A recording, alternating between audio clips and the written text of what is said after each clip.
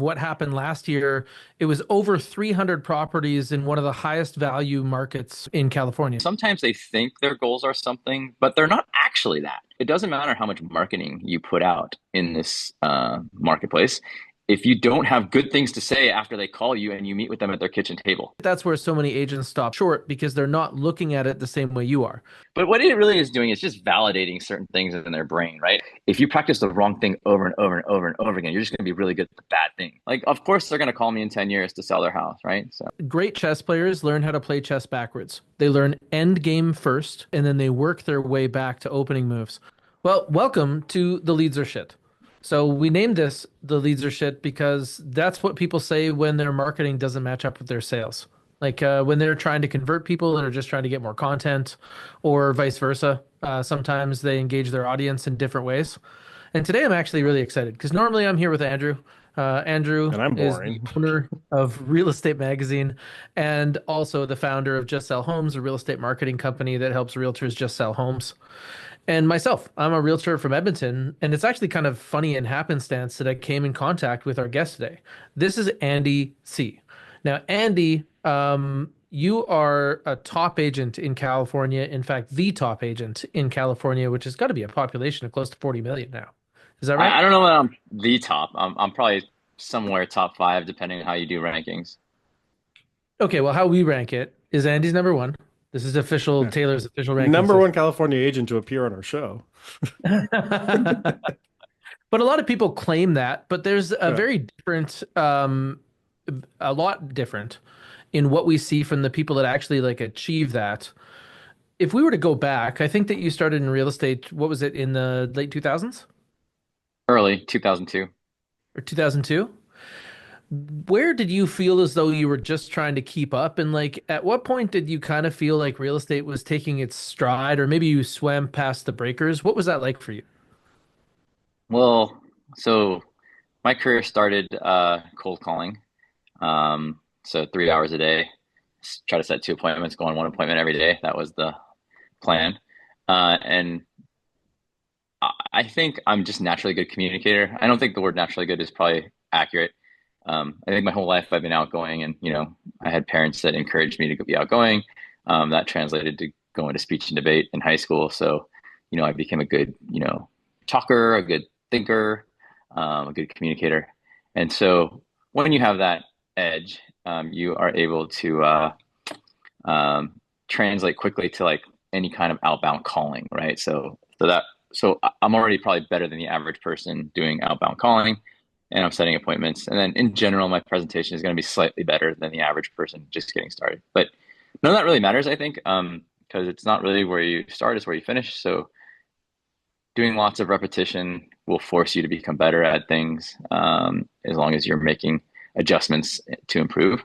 And so I think out the gate, I was pretty decent. Within the first 6 months, I probably had two for sale by owners that I closed. And, I was averaging maybe 2 to 3 deals every 6 to 12 months. I probably averaged, I don't know, 5 to 12 deals for the first few months. And so, I mean, I think I'm making a decent living for the first 3 years. And then I switched everything to open houses. An agent asked me to be a part of a new construction project. And so I was told for 3 years that open houses are a waste of time. And I then decided, well, if I'm going to do open houses, I better learn from somebody. So there's a trainer named Lorna Hines, who also was. So the first training was with Mike Ferry, and Tom Ferry was my coach. The second training was with Lorna Hines, who was also a Mike Ferry agent at one point. So then I just did open houses, and that was really good for the next 5 years. But then the market crashes, right? So the 08, 09, 2010 debacle happens, and that's when I was about to get out of the business, had to sell the house and all that kind of stuff. But then where things start to take off again is probably 2010, 11 when I start farming and I'm doing open houses. So at that point also, like, you've been doing a lot of things for the right way for 4 or 5 years. And I mean like open houses every weekend for 4 or 5 years. There's just a compound effect with people that you meet, people that see you. And so deals are slightly easier to come by because people have this trust, whether it's like viable, like actual trust that they should trust you, or they just think they should trust you because they've seen you for so long. Um, but anyway, I mean, that starts going, and then I start farming, and I would say probably within like 3 or 4 years, I got a pretty good system down, and then after that, everything just starts multiplying by two from about 2012, 2013. Okay, I'm going to double back on a couple of things, but if I'm getting Yeah, the right idea of what happened last year, it was over 300 properties in one of the highest value markets in California. Is that right? yeah, it was something like 305 listings and buyer side. I have a team of about 10, 12 agents, so half of that business is them, and half of that's mine. So I did a little over 400 million last year. So half the commissions are mine, half the commissions are theirs. Wow, that's exceptional. And then you were mentioning a couple of things as you were kind of running through there that I'm not sure that everybody caught. You joined Mike Ferry and were coached directly by Tom Ferry. Is that right? Yeah, that's right. For the first 6 months to a year of my business. I remember you telling me about this. You joined an office and saw that a lot of the top agents in there were Mike Ferry coached, right? Mhm. And that's what inspired you to be like, hey, what's this about? Yeah, that's what happened. It was just it's happenstance. It's random. It just turned out, and it was random in that office. Like three of the top five agents happened to be Mike Ferry trained agents. It was a gal named Lee Wang, a guy named Pat McKinney, and his wife Rita McKinney, and then there was another guy named Mike. I want to say it was Shapiro or something like that, or Mike something. But anyway, they just happened to be the top three of the top five at the same time, and so I uh, I I uh, I just went like because I was naive and I didn't know anything better, right? And it could have been anything, right? If the top three agents had been Brian Buffini agents or the top three agents had been like whatever, like I would have just done it because I was too new to know what was good and what was bad. But just ended up working well, it all came together. So But this is that logic that you were talking about before, where you came in with like a plan. You're like, okay, I can correlate who's doing well with some type of action, and then I'm going to become good at that. And it sounds like you had trainers that were general real estate coaches, a specific coach for open houses. Is that right? yeah, after 2 or 3 years, I had Lorna Hines, and all she did was open houses as her lead source. But obviously they taught other things like listing presentation and buyer, presentation type things. So where does everybody else screw it up with open houses? Like, there's got to be a lot being done wrong. Yeah, I mean, well, it's different today than it was then, but I mean, we should just talk about today because that's really all that's relevant. Um, the reality is not too many people bring actual value to clients anymore in open houses. And value means can you get them a house or show them a house or be aware of a house that they're not already aware of or can get faster than you, right? So I think that's the first most important piece of the puzzle. The second most important piece of the puzzle is do you have massive market information, knowledge, and deal experience that they don't have? Like so many of the realtors like just finished their tech job or their teacher job and now are a realtor and they took a 18-hour course and passed a 2-hour exam and all of a sudden they're supposed to have more like home inspection knowledge or construction knowledge or plumbing knowledge than everybody else. No, they don't. And so you need to slowly over time build those things up so that you can walk through a house and you can pretty much tell a person what's wrong with the house or what's wrong with the neighborhood or what's good about the house or what's good about the neighborhood or and things like that. And that's valuable. And then on top of that, you should have market knowledge, like what's going on in the market. How the cycles work. When does it go up and down over the course of 20 years, 10 years, 5 years, 3 years, 2 months, 1 month, a week? And having those experiences and understanding is what people are hiring you for, right? Um, I think another place where we get it wrong is people are very confused as what we get paid for. You do not get paid to be a nice person and drive people around and show them lots of houses and buy them lunch and give them great advice and all that kind of stuff. You do not get paid to do that on the buy side. You get paid for a very simple thing. You get paid to put them in escrow and close the escrow. And everything else is worth about $10 to $20 an hour. Oh, somebody's calling me here. Sorry. What happens when that happens? Can you see me still? You're good. Yep. You kind of flickered for a Yeah, there's second. a quick flash. Oh, now you're gone. Now you've disappeared. How's that? So Yeah, I know that like first impressions are always interesting, and with yeah, Andy, I feel like he like taps me in. Like immediately he covers so much ground in what he's talking about yeah. that takes a second. Sorry. Oh, good. You're back. Okay, sorry. Well, now I know not to hit that button. All right, so we'll figure this out. Okay, so what Yeah. I'm saying is we get paid to put people into escrow and close the escrow. And I think people get a little bit confused about that. And all the other tasks that are really nice and people are doing a really good job are $10 to $20 an hour work. Okay. Same thing on the list side. On the list side, you don't get paid to do staging. You don't get paid to do landscaping. You don't get paid to, you know, take photos. Because like I always hear listing presentations where people are like, "Oh, we do all these other services. We do all these other services, and for that we want to charge this." Wrong.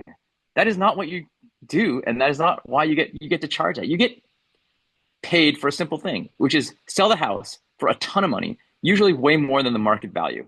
That is how you get paid in this business. And if you want to make lots of money, that's what you do because that's the value, right? If you just go to Zillow and say, "Oh, that's the Zillow price," and you're expecting to get paid a really good commission, no, you're not because you're not bringing any value to the table, right? And I think that's where people get really confused in this business. What you're actually getting paid to do. Now, there's a lot of smoke and mirrors behind a lot of that stuff, and the general public also doesn't understand that. But those are the things that we actually get paid to do. I like how you break it down like that. And you were talking about these three specific elements where it was neighborhood experience, market experience, and then deal experience. The breakdown there is really important because there's so many new agents and they don't know where to start because they can't accumulate deal experience. But getting that neighborhood experience and then talking about what's important to the market, I feel as though there's a whole bunch of confusion around that. What do people actually want to know about these giant statistics packages? It's not that they what they want to know, it's how the giant statistics packages help them, right? And really asking good questions to buyers and sellers on what their goals are. And sometimes they think their goals are something, but they're not actually that.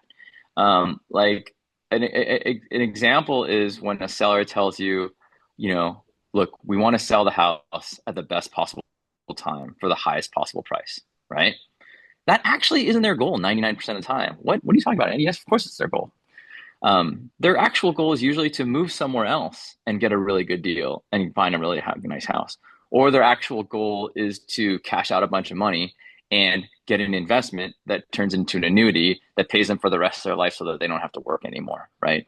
The example that I give right now is like, let's say I'm in a house right now that's worth like $5 million, okay? And I say, look, the best time to sell that is probably right now, between now and the end of March is probably the best time to sell that house, and maybe I'll get you 5.5.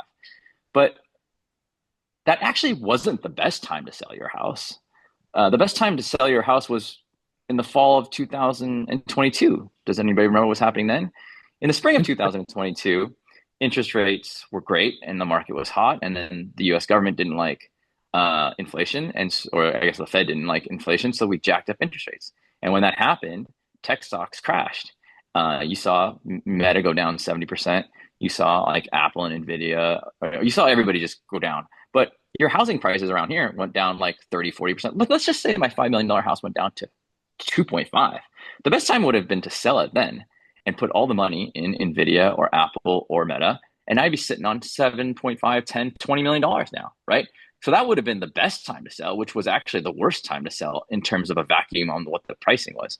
So the point that I'm trying to make is understanding the different statistics is like oftentimes somebody's moving to Colorado from the Bay Area. So we'll take a look at the Colorado market and the Bay Area market, and we look at like which months are, housing in Bay Area really high and housing really low in Colorado, or do we overlay that over a couple of years? And then maybe we can see some anomalies, some arbitrage opportunities where, always selling in the spring is good here and always buying in the winter is good there, right? So those are the kinds of things we try to do. Like I had a client that was moving to Japan, and we sold, like, the yen exchange was insane. It's been insane for a long time, but we did it when it was 160, and at one time it was down to 140. It's back up to 150 now, but that's like a 10% swing in the value of your money when you move to Japan. So it doesn't really matter. Like the market here is up down 3-5%. Like if you're getting a currency exchange where it's 10, 15, 20% better, like you've done really well. So there's small things like that you can take advantage of if you really understand what the client's needs are, right? So who cares if you sell your house for 10% over value, but you buy an investment that was just terrible, right? You buy a fourplex or an eightplex that you overpaid for, right? So you'd rather get a really good eightplex that, cash flows at a really high percentage, if that's the end goal. So understanding all those goals, is how we give sound advice and put a sound plan together to help people. Well, you advertise a lot of Sell with Andy, right? Sell with Andy is everywhere in Saratoga and a lot of the Bay Area. Um, but it really sounds like the experience of working with you is whatever you have, I'll work it out. Like if you tell Yeah, me what the problem is, I'll work it out. If you're moving to yeah, Colorado, let's talk about when that would be great. Or if you're trying to if you want your money out of this house, the first question that you would ask is, what are you going to do with it? right. So when you sell a house, you need to know where are you going because you got to go somewhere. And then what are you doing with the money? Because what you're doing with the money is not always buy another house. Sometimes it's rent and use the money as an investment. Sometimes it's leave the country. So I had a client who sold their house and they wanted to go tour the world for the next 3 years, and they're still touring the world. So it really depends on those two other elements. Oh, and then when? Like, when's the third question? When do you actually want to do all this? Because like not everything always aligns. Like just because you want to sell the house today doesn't mean you actually want to move out tomorrow. It means like some people have kids in school that need to rent back till the end of June. So just understanding those things is how you are able to solve the puzzle. So you bring up a good point. Look, it doesn't matter how much marketing you put out in this marketplace if you don't have good things to say after they call you and you meet with them at their kitchen table, right? It doesn't matter how many buyer leads you get, right? You get every buyer lead under the sun. But if you're really bad at talking to them and have no value and can't find them things, then it's never going to work out, right? So like, I mean, it's kind of messed up and sad, but like I put a deal last night together, $4.5 million, a buyer, and this buyer has been working with the same agent, a great agent, a guy I actually really like. He helped them buy their house, but then they've been working for like last 6, 7 months to buy a house in Saratoga. Well, I first of all I control like 30% of the market share in Saratoga, so I'm probably better off for it with me. But also, I know all the agents, right? I'm good friends with like 97% of all the agents, and they generally want to work with me. I mean, literally, first house we wrote an offer on, we got it, and I took I take the other guy's listing. Well, I took the client's listing, and I just feel really bad for the other agent, right? The other agent's a really good, competent guy, but he's been working with them for 6, 9 months, couldn't get them a deal, and so he just lost a listing and a sale, right? But it's because I just can bring more value to the table, right? So anyway. And that's the real test. So in the moment, if you're competing with other agents, they're choosing a guide. They're choosing somebody who can get them to where they want to go. And I think that that's where so many agents stop short because they're not looking at it the same way you are. You're like, hey, if I was going on the same path, what are the things that I would want to achieve as I kind of went along here? What's the high, low, and in between outcome? That like game theory approach. And everybody Mhm. else is stopping at the house is sold. Yeah, yeah, I agree. I mean, I can't tell you how many times I meet with people and the advice is don't sell your house. The advice is don't buy a house. I met with I got a listing right now. It was listed for 3 million. It's going to end up somewhere around 3.6, 3.65. But I have a buyer that was like all gung ho to buy it, and they live in a house 2 blocks away from this house, and their cost basis on that house is like a million, million one, million two. And I said, you're way better off spending all the money making your house nicer so that it's going to be $600,000, $700,000 remodel. So then your taxes will be like, 1.9 million because they're just going to add the 700,000 or 600,000 to their basis, and that'll be their property tax. And you'll have an even better house than the other one. And now, obviously, I would love to sell your house and help you buy this one, but you're way better off doing that because you have a lower property tax and you'll have an even better house. So I convinced his wife really wanted the house, and usually happy wife, happy life. But I convinced him, I was like, this is, and they have a 2.8% loan, right? They sell their house, they lose the loan, they're going to pick up a 6.5% loan and higher property tax. I was like, that's just crazy. So giving people actual real advice that has nothing to do with how it impacts my bottom line will always help my bottom line in the future. Like, of course, they're going to call me in 10 years to sell their house, right? So circling back on that, it sounds like originally the first jump in your business was when you sharpened yourself. So you got coaches to help you with a few things. You probably got things like day structure and ideal calendar and understanding revenue generating activities against lead generation activities and in between. And then the second leap in your business, I think it started with a condo complex in Saratoga. Is that right? Where you Uh, started the it was farm? it was actually it was in Palo Alto, but it was an open house in like Saratoga where I met somebody that wanted to buy a house in Saratoga, and what ended up happening was so let's I will break it down in different phases. The first phase is definitely cold calling. Second phase is open houses. Third phase is what we're about to talk about, which is farming and mailing. So what happened was they wanted to buy a house in Saratoga, and they had to sell a property in Palo Alto in a condo complex in Palo Alto.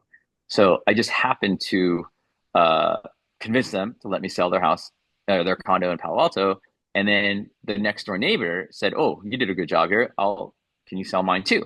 And so instantaneously, like there's only like, you know, let's just say 10 sell a year. I instantaneously have 20% market share in that complex while I start farming it, right? And so of the 10 that happen every year, I get five of them. So now I have 50% market share, right? And I was like, oh, okay, well, if we can do that in this little area, let's do it in a bigger area. So then I go after Saratoga Golden Triangle, which is like 3,000 homes, and it's the best part, you know. And I start doing that, but it would be a little bit misleading to say that's all I did, right? Saratoga is a place where I grew up. I went to school here. I bought my first house here. I currently live here. Like I have a like I rode my bike everywhere in Saratoga while like parts of it were getting developed. And then when I turned 16, I took a Jeep all over the place in places where we shouldn't have taken a Jeep because they were constructing homes, but I was driving all over the place, right? And just off-roading, right, as a teenager, right? Um, but so I know it really well. And then I also like, you know, grew up here. So like I know Los Gatos, I know West San Jose, I know Campbell, I know all the areas around here. So in addition to doing the farming, I already knew the area well, which goes back to what we were saying just a second ago. You need to have all those other levels of experience so that when you actually get the call, you know what you're talking about and you can actually add value to the conversation. And you can talk to them about private schools and which private schools are better and which, you know, the public schools and how does that work? And, you know, where are the synagogues and where are the churches and, you know, where can my kid go to Boy Scouts or do comp soccer, right? So those are the things that people want more information on, and those are the things that we add like value and like kind of peripheral value, but it all adds up to, you know, value that a person, you know, can transact on. And there's two things I want to draw attention to, and then eventually we're going to talk to Andrew here. But the so one is that great chess players learn how to play chess backwards. They learn end game first, like how to make the final moves, and then they work their way back to opening moves. And I think that that's where real estate agents fail as well, is they learn an opening move, like how to find a client, and then they start letting people down, and that becomes their reputation. And I know that Glenda Baker was talking to us about this yesterday, but she was saying that your reputation is so valuable because it enters the room before you do. Yeah. And then the other, Let me mention one thing. You just I thought of it when you're saying that. Sorry. In terms of endgame, I really focus on what actually is important in our business. And I think that is where a lot of real estate agents get it wrong. There are so many things in this business that you can do that make it look like you're working really hard. It feels like you're like helping yourself or helping clients, but it's not actually helping your business, right? CRMs don't help your business, right? Like websites don't help your business, right? Like the only thing that matters is lead generation, new leads, right? Following up the same leads 400 times doesn't usually you know, achieve anything, right? But finding the new buyer, finding the new seller is what like the real core of this business is, right? That's why Zillow is successful. It's because they're actually finding the real buyer and seller before everybody else was. So that is where everybody messes up because those activities aren't fun, right? It's not, I actually kind of make them fun. I mean, you and I talk about this a lot. If you actually want to be successful, you have to do the small mundane things consistently and you kind of make them fun, right? Taylor and I are losing weight and getting in shape. And so we walk a lot and we eat healthy things. But in real estate, if you can have fun at open houses, it's sure a lot easier to do it, right? If you could somehow make it fun to cold call, you know, yeah, you're going to do better. So anyway, sorry, go ahead. I just wanted to mention that. well, I also want to thank you because just like when you meet other people and you kind of game theory out some of their possible outcomes, that's what it feels like to be your friend. Is like you're literally like, hey, I'm gonna nudge all the people around me towards their best outcome. It's absolutely a warm and wonderful feeling. Uh, Andrew, Yes, I sir. imagine that you had like when we talk about like this next phase of where the market marketing really starts to like find these compounding effects. This is something I found super cool about Andy's story, is because I think it was like this condo complex, and then there was a time where you started to take over all of the grocery stores. You were on the carts, I think. Yeah, And I've done the grocery carts and the shopping receipts and the billboards. But the key to all those things, and it's a concept that I've always talked about, it's layered marketing. On its own, shopping carts will not make you any money. On its own, the back of the receipt tapes will not make you any money. But and just like on its own, open houses are good, but like they're so much better when you have the shopping carts and the receipt tapes and the billboards. So now like they see your face 5 times a day and they see you on the weekend. Oh, and they see you when they're about to make a buying or selling decision. So it just creates this like I don't want to call it fake trust, but it is kind of a fake trust because they see your face all the time. They kind of think they know you, and then like they see you. But what it really is doing is just validating certain things in their brain, right? And at some level, like my stuff's been around for a long time now. Like I have to be doing something right to at least have the funds to continue that type of marketing, right? So Yeah. it would Doesn't translate mean to you know some which type of parts are right. It's just yeah, yeah, something is yeah, right. yeah, exactly. Yeah. Now, I'm curious, like, because this is one that I talked about, especially with like new agents too, where your thoughts are on this. Because like when I'll do a presentation, I'm like, how you market at your size is very different than a new agent should start growing their business. Like, Right. where do you see the point that they should start investing in billboards and shopping carts and doing that side of the marketing versus like when they're starting out, where those kind of funds should be directed?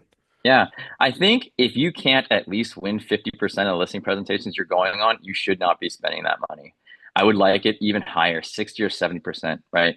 Um, I don't have a good way to do it on the buy side because I feel like buy side is a little bit easier to like just meet with people and I don't know, maybe we can do it. Maybe we just say out of 50% of the buyer presentations you give, do you sign a buyer broker agreement, right? And so until you're good enough to do that, you need to just be generating leads with your sweat equity, whether it's door knocking, cold calling, open houses. I always say, look, all the work I did, cold calling and doing open houses before I spent a penny in marketing, got me to be a better communicator. Most people don't know how to talk to people, let alone to talk to people and talk to them about real estate, let alone talk to them about real estate and actually get them to sign something to commit to them to close a deal. And until you can do all those things, all the money in the world won't matter. I could give a brand new agent my phone. I could put their face on every single one of my ads. I could change the name to Call John. Thinking about selling, call John. Thinking about selling, call John. And I give them my phone. They're gonna crash and burn. They're not gonna make any money, right? Because they don't know what to say when the phone call comes. First of all, they probably won't even pick up the phone. I pick up my phone a lot. They won't know what to say. They won't know what to say at the kitchen table, and they certainly won't be able to solve the problem that they're trying to, get done. So you need to have all of that good communication skills and the experience, and then the actual deal knowledge about how to get these things done. Then you start spending the money so that when you actually receive these leads, you know how to convert them and close them. because you don't want to scale in perfection. Am I hearing you right? Oh, that's a great way to put it. Yeah, I like that. My piano teacher once said, it's not that practice gets you to Carnegie Hall, it's perfect practice. If you practice the wrong thing over and over and over and over again, you're just going to be really good at the bad thing.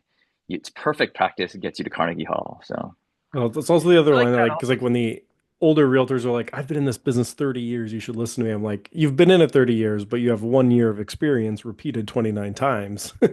Like that's yeah, I all mean, you've done. I joke, but it's true. Like, if you've been in it that long and you haven't retired yet, it's because you did something wrong.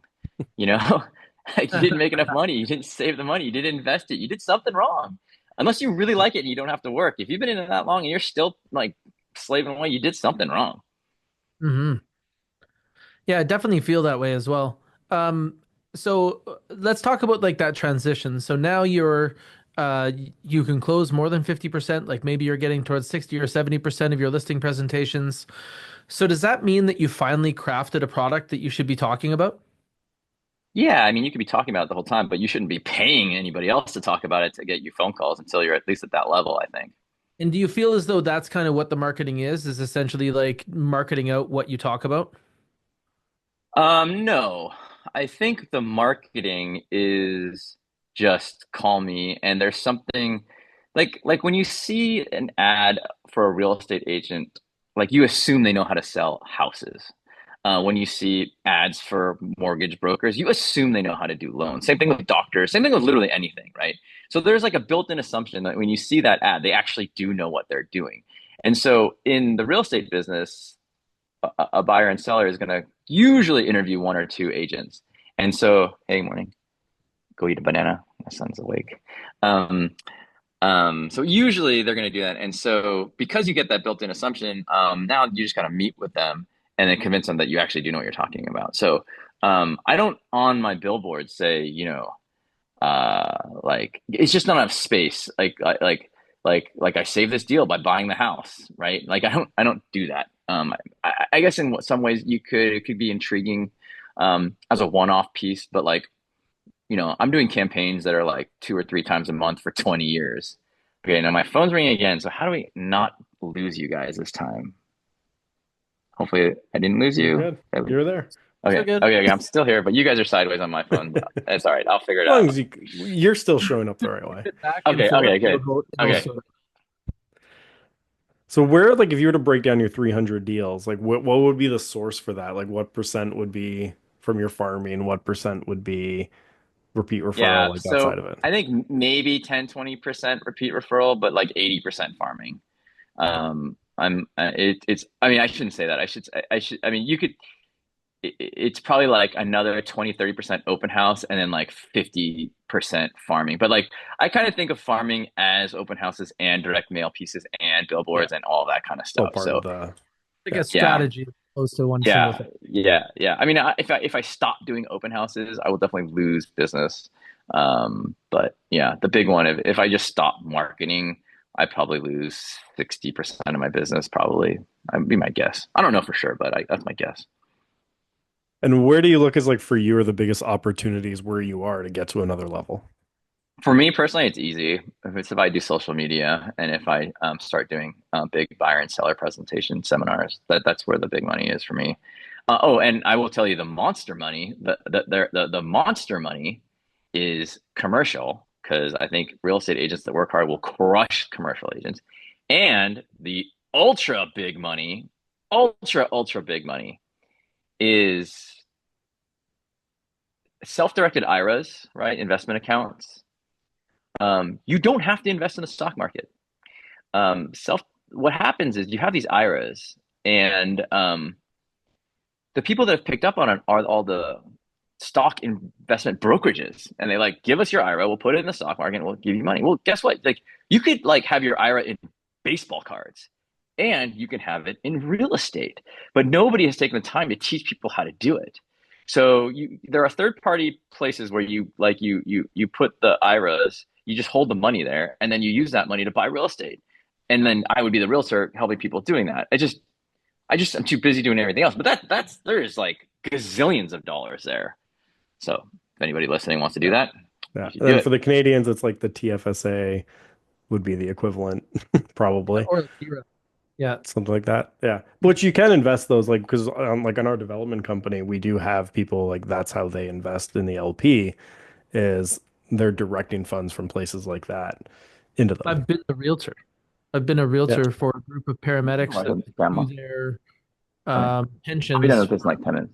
the yeah, I've been the realtor for a group of paramedics that withdrew their pensions from the stock market and we invested it in real estate. Yeah.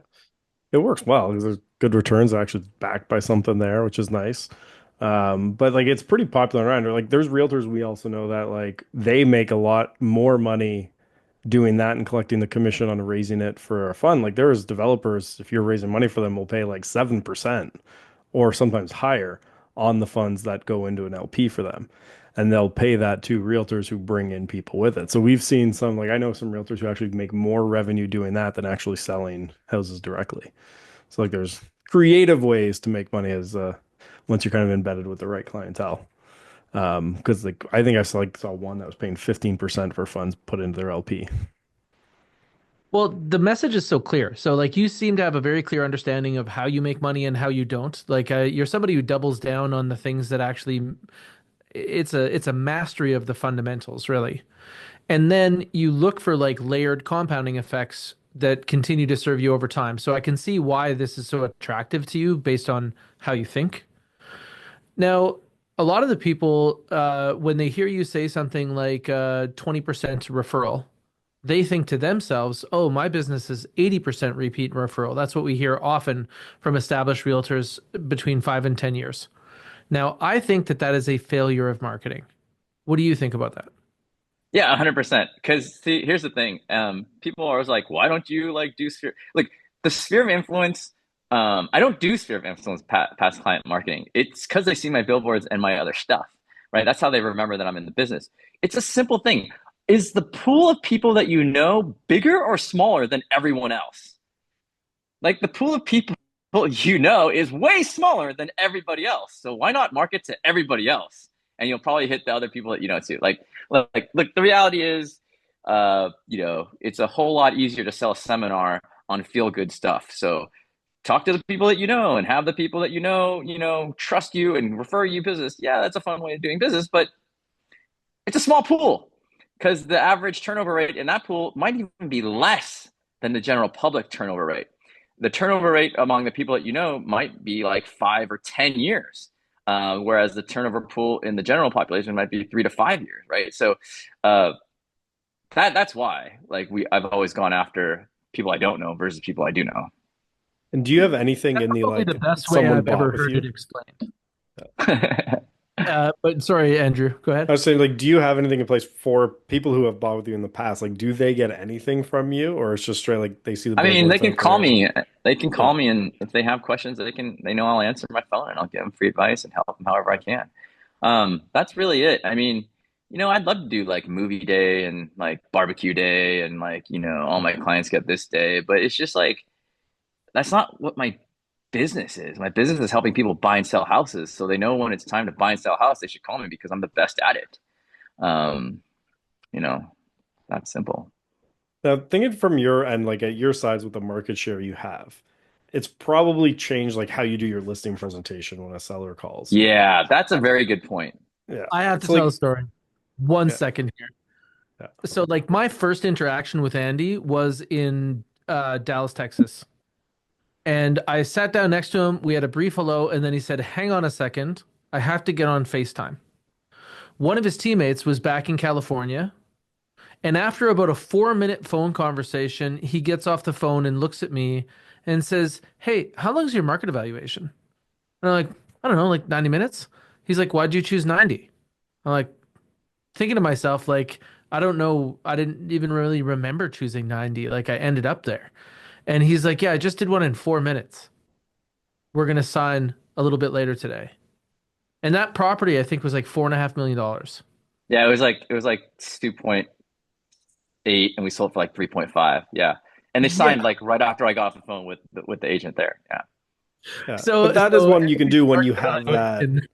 Right. So you reputation, make market share, yes. and that Yes. behind you. Yes. You couldn't Yes. do that when you started necessarily. That is correct. That is correct. That is Yeah. correct. All right. So my team will hate me for this, but I will give you like the presentation that the newbie agent has to do. So the newbie agent has to basically just have a list of questions that they're going to ask the sellers, and you're just going to go through it like a checklist. And it's gonna be simple stuff. It's gonna be like, so where are you guys headed? When do you need to be there by? Um, like what have you done to make the house nicer? Um, um, like how old's the roof? And it's almost going through a disclosure package, like the TDS, transfer disclosure statement, was what we have here. But you're just asking them lots of questions about the house, about this, that. And then you bust out a calendar. So it's the calendar close. And Yeah. so you just say, this is today. We sign the paperwork. Tomorrow we'll call the inspectors. We'll do all these things. We'll go on the market this day. We're going to take offers this day. Deposit will go on this day. You'll sign off this day and you get your money this day. How's that look? And that's it. And that's the listing presentation. And I use that listing presentation for a really, really, really long time. And there's no talk really about, I mean, the comps talk is pretty unnecessary at this point. Like the chances of you actually walking into a house where the sellers haven't already looked on Zillow and Redfin and seen all the comps, um, it's unlikely that they haven't done that already. So you need to have a way of asking them Like, what do you think the house is worth? Like, what's the value? Like what are you trying to like? How much do you want to sell this thing for, right? And actually understand their numbers, right? So, um, I don't think that part of it's hard. And at least in my marketplace, I mean, in general, the houses are going to sell for around that price. But like the difference that makes a difference is how do you get way more money than just that? And I think that's some of the secret sauce. So And for a new agent, how long is it for them? Like when they walk through the door to like they have it signed, typically what would you say is that it length for should be an them? hour. It should be an hour. Yeah. Yeah. Once you're going into an hour and a half, 2 hours, it's just like not it's not good anymore. And like the listing presentation that I'm talking about is the presentation for 80 to 90% of deals. Like, Yeah. have I lost because I don't come across as caring or like sincere as other people? Probably yes. Like, oh, here we go again. Somebody calling. Pew. Takes a second for my phone to like come back to you guys. Yeah. But what I would say is like in those Michelle Meinhardt, I think, is the agent that we always talk about because whenever I hear her win and she says she beat an agent, the agent she's describing is always me. It's the analytical agent, and it's the that just goes the numbers because she's so touchy feely, becoming friends with them, showing that they really care. Not that I don't care. It's just like I care in a different way. Like I don't need to Yeah. ask 15 questions to show people that I care, but they sometimes want to hear 15 questions to make them feel like I care. And I just got to do a better job of mirror matching in those situations. So my point is, yeah, maybe 2% of the time you need to do a 2 hour presentation so they make you feel like you really care, but you don't need to. And another really good piece of advice I got from like Lauren Hines is like, just don't leave until you get the signed contract. Just don't leave until you get the signed contract. And at some point they're going to say, you're not going to leave until we sign. I'm like, yep, that's right. I'm not leaving until you sign. And that's another way to close, you know? So It's interesting. I That, definitely, so I've had those experiences in my career where I left a house and I was like, yep, that was an endurance play. I just outlasted them and then they signed.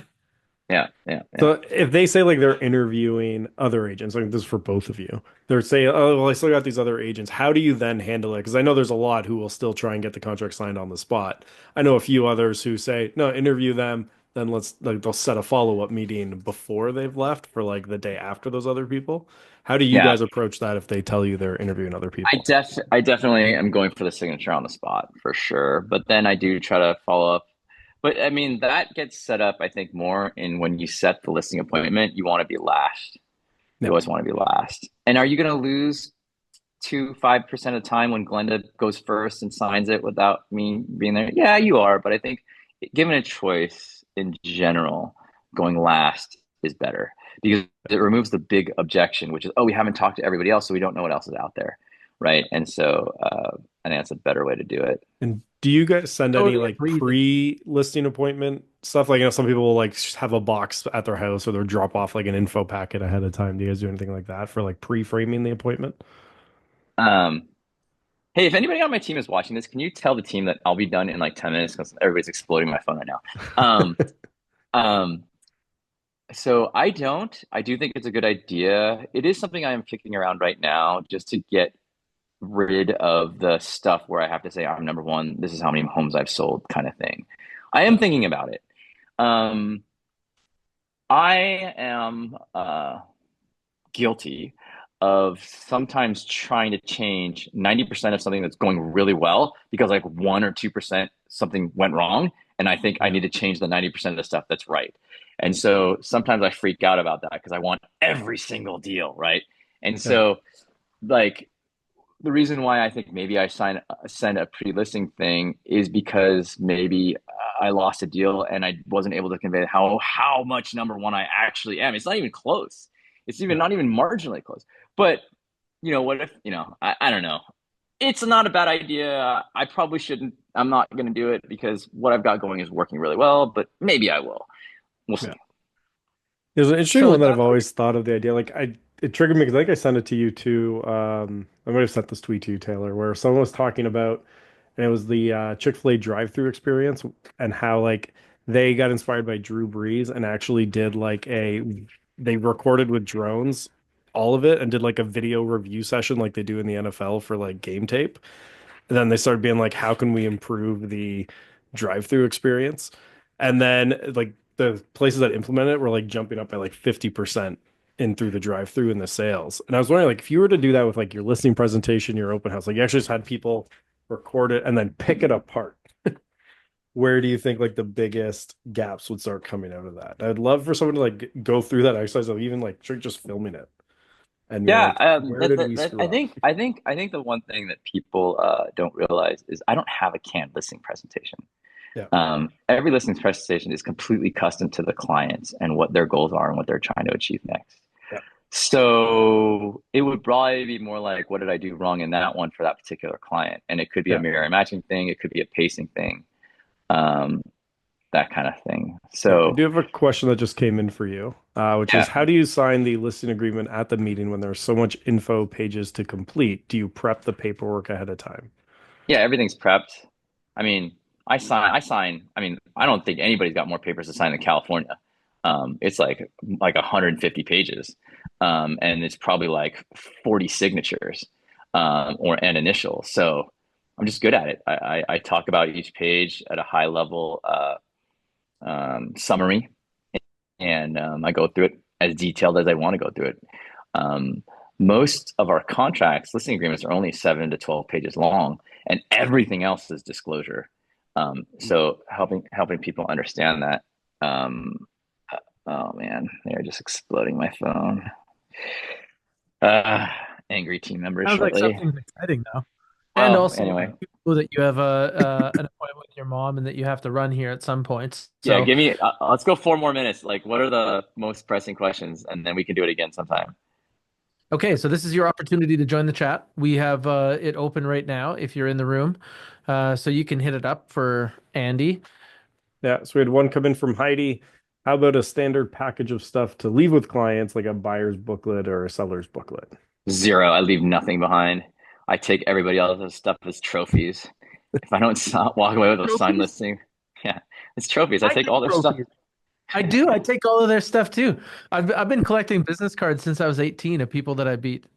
Yeah, exactly. I don't leave anything behind. Yeah, I know that that's something that will probably surprise a lot of people, but the thing. The one that I'm always curious because this is a big thing that comes up. Like I did a team leader mastermind recently, where it's just a room of like Taylor, you were there, and one of the big ones was how do you keep your team members accountable on the production side? Because a lot of team Oh, leaders are struggling with that. yeah. I don't need to because I don't care if they produce or not. If they don't produce, they don't make any money, right? No. Like the I have a different model than everybody else. Team leaders in like the traditional current model is they pay money to get leads to give to clients and to team members and hope they close. I don't do that. I've taught everybody to fish on my team, and they all fish or they don't fish, they don't eat. It's that simple. I don't give out leads. Um, when I have a deal, it's because I secure the deal and they help me, they help work on it with me, and they're like the project manager. Like I work a lot. Like most team leaders don't actually work like me, and that's why nobody does the amount of business we do. So It's it's a more like a training program when the agents join Yeah, your team. those team leaders, I mean, those team models they're just fancy brokerages that hand out leads. That's what they are. Yeah. They're not actually the art type of team. Like, it's completely different. I don't need to hold anybody accountable because it doesn't impact my bottom line at all. We have a question here. Signing contract at listed appointment in our market, we have to put an MLS within 24 hours. How do you get around this? You don't, unless you have something that says you're not putting it on the MLS or something like that, right? Yeah, you So, can't sign the agreement and delay listing start date because that's normally what you do, right? Is sign the agreement, but the listing start um, date is not necessarily so tomorrow. whoever's asking that question, my sense is they have the rules slightly wrong. Because like there's the whole thing about how you have to do there's stuff that you can do where you could just put in writing with the client that you're going to be putting it on a certain date, right? The whole point of putting it on the MLS right away is because there's unscrupulous agents that like don't tell the little old lady that you could put your house on the MLS, and they say, oh, this is the only buyer. We're going to sell to this person, right? So just understand that rule. But if that's the rule, just put it on the MLS in 24 hours. Who cares? Like, it's not hard. Yeah. Hmm. Yeah, so there can't be like one where because like you gotta have time to like get photos done. You gotta have all the stuff set up. Yeah. Like Yeah. you gotta do those things. So there must be something there of.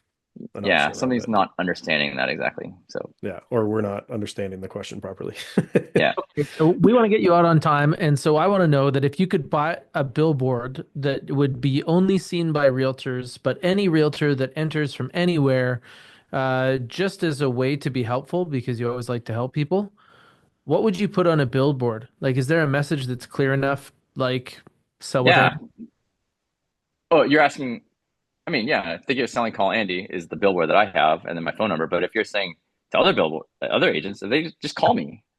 Like my phone number is everywhere. If you guys have a question, just text me, call me. I'm happy to help you guys. Is it your cell on your signs or is it like the office number? It's my cell phone. Yeah. It's this number that we're talking You on can right tell. now. You can tell because, like, look at the amount he's Yeah. had to leave. Well, I hope you have an excellent lunch with your mom, and thanks for coming by. I Thanks, also guys. appreciate it, and I'm sure I'll talk to you later today or tomorrow. All right, Thanks for bye, coming, Andy. guys. Nice Thank meeting you. you. Nice Cheers. meeting you guys. Bye.